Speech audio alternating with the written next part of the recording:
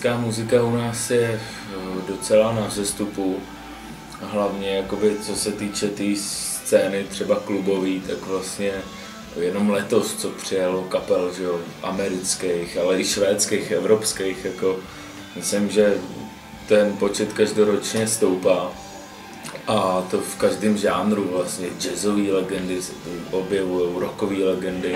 Protože ty a já jsme dvě křídla a tak doufám, že to, co v ní tebe tak mrazí.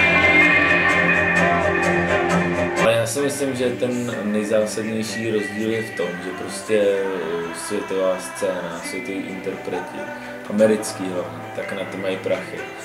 Když to, tam je dotujou ty vydavatelství, tam do nich prostě cpou ty prachy, když už je to třeba beznadějný, tak jako se nebojí zaplatit a risknout to.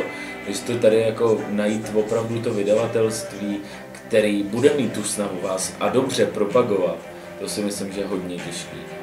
Na jaře se vrací od podzima listí, mraky místo ptáků krouží nad závistí. Kdyby si se někdy ke mně chtěla vrátit. Nejnovější trendy v hudbě, tak jako jsou tu některé nový žánry, obecně jako ve světě. U těch českých interpretů, tam je to spíš takový retro, hodně se vracíme jakoby k té akustické tvorbě, ke kořenům vlastně, k folku, k rocku.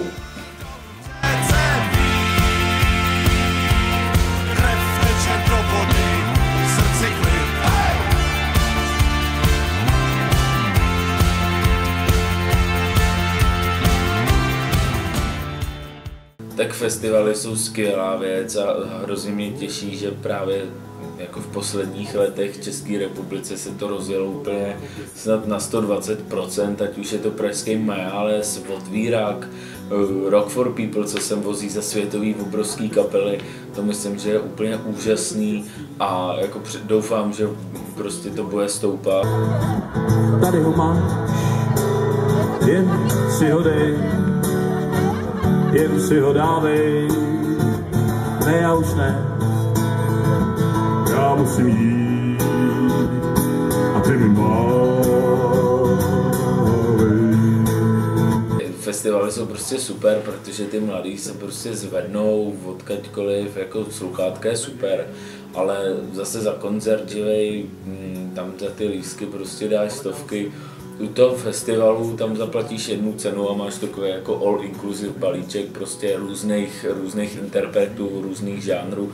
Je to spojený prostě většinou s létem, většinou, já nevím, s pitím, s pivem, s kamarádama hlavně. To si myslím, že je takový komplexní zážitek, co ty mladí lidi potřebujou. Mávej mi víc, prostě mi mávej.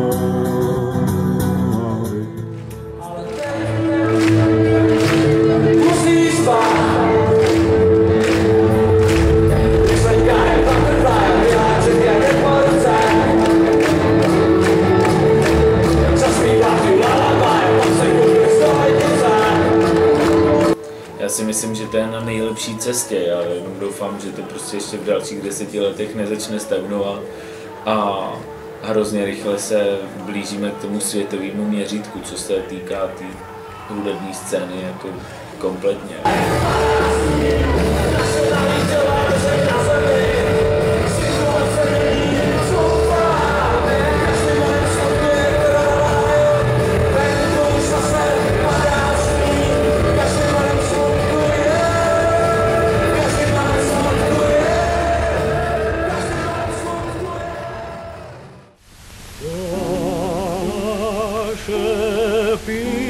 Písnička česká, to je tak hezká, tak hezká, tak jako na louce kytička vyrostla. Thank you.